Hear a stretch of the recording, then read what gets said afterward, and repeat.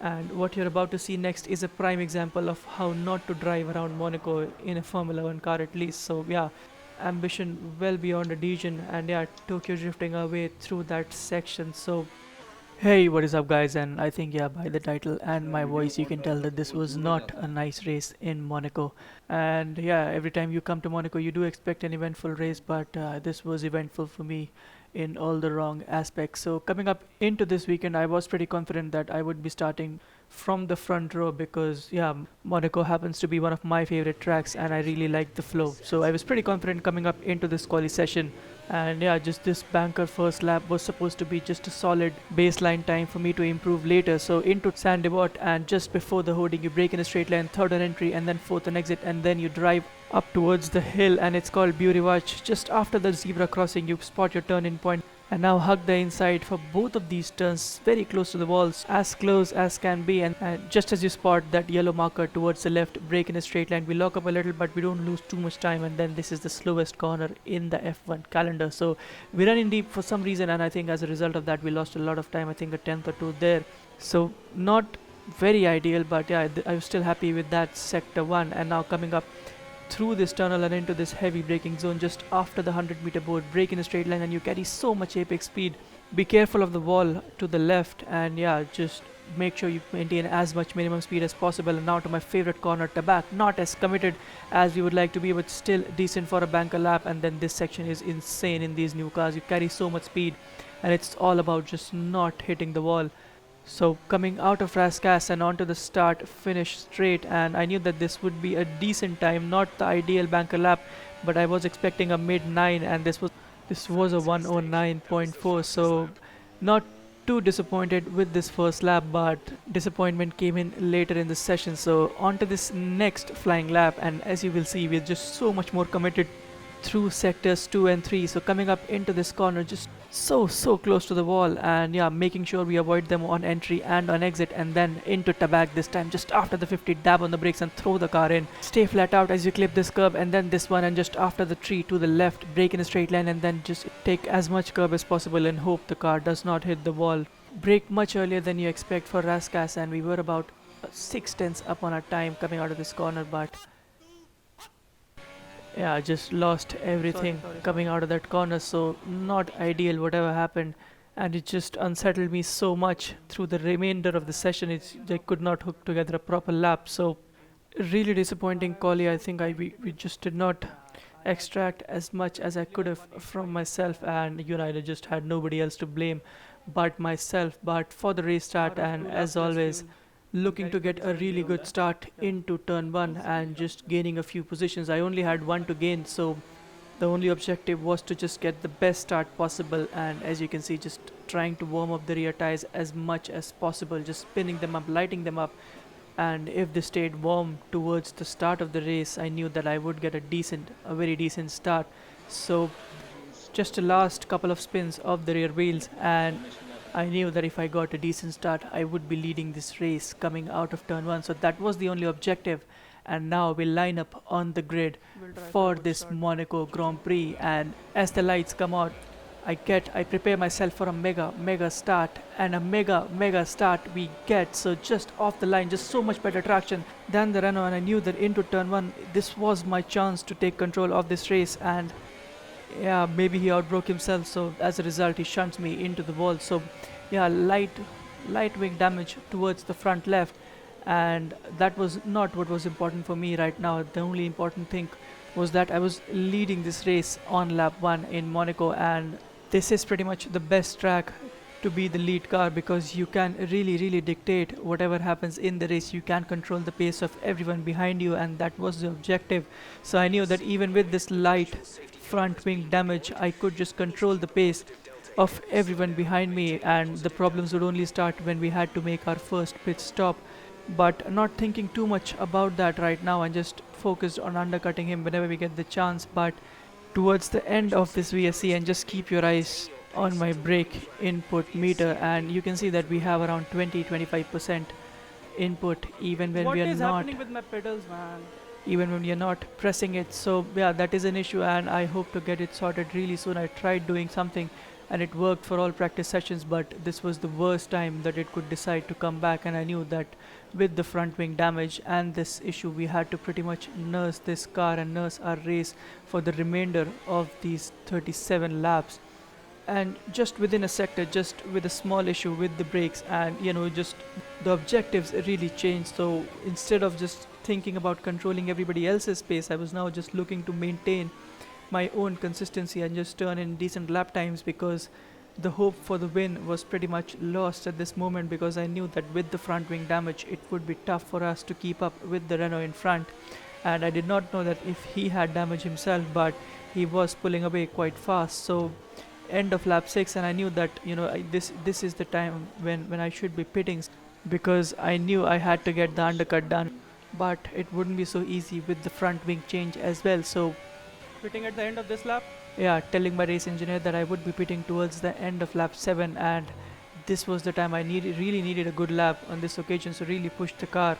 And coming towards the end of this lap, and as we peel into the pits, so we will have to change the front wing, we will have to change the tires, but all of my attention was now towards just not coming out in traffic, because that would be catastrophic for us in this race. So the McLaren behind us pits as well on the same lap, and it would be interesting to see if he could jump us in the pits, but I think he had a front wing change as well. So yeah, that was a threat evaded even with the front wing change, and thankfully we did not come out in traffic.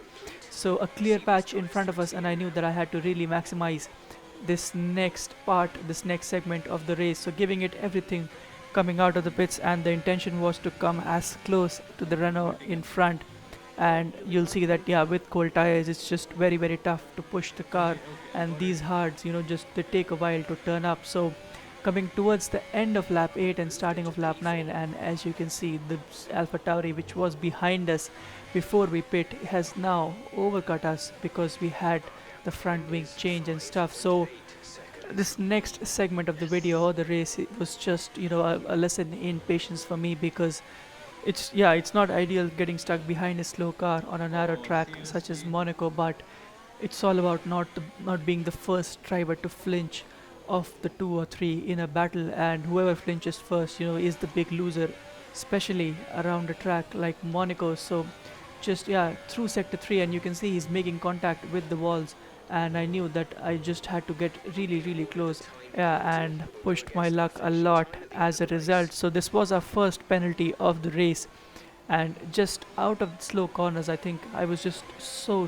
tentative on the throttle. I wanted to be really good coming out of slow corners, but as a result I think I lost the rear end multiple times, and that really shows the requirement for a cool head, because around a track like Monaco, where the margins are just so narrow, you're bound to make mistakes. So through sector 3 again on the following lap, and he again makes contact with the walls, and we're just so much more fast than the guy in front. So it was now just about getting past him, and he makes contact with the wall coming out of Rascas. So I knew that this was one of the very few opportunities that I would be getting, but he's just way too fast coming out of that corner. So not on this occasion. We try to be aggressive into Sandevot, but to no avail. And through sector 3 on this occasion, we just so much more fast again, and try to have a look around the outside into Rascas, but he quickly changes his line and closes the door. So we're getting irritated now, and I knew that if we had to get a move done, it would have to be very soon. So coming up into Sandevot on lap 14, and we're almost side by side, but he again closes the door on the outside, and I don't really blame him, because there's not too much space into that corner. But the same story again, and on this next lap we tried to just occupy his mirrors before the braking zone, but he did not make any mistakes on that occasion. So the next lap, same story again, stuck behind him into sector 1, and just trying to occupy his mirrors before crucial points, and just hoping that he would make a mistake. And I was really pushing at this moment, and as a result, just multiple times we almost donated our front wing to his gearbox. But coming up to lap 17 now, and this is where I think I did not keep a calm head, and as a result we do something that we're not really known for. So a moment of inconsistency in the race, and this was this was a crucial turning point for us because I knew that this mistake would cost me in the long run, and with almost half the front wing missing, it's just so tough to keep up the speed. And as you can see, just on the next lap he's pulled away 3 seconds worth of a gap. So just that one mistake, cost us 3 seconds in a matter of one lap.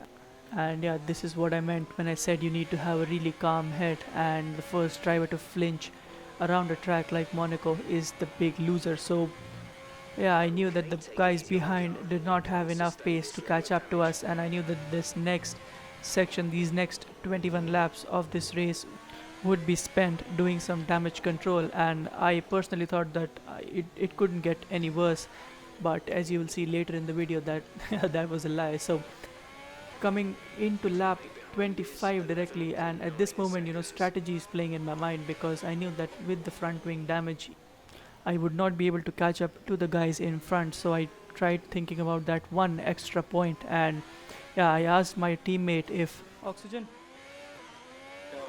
I might pit in 5 laps for soft tires, will you let me go?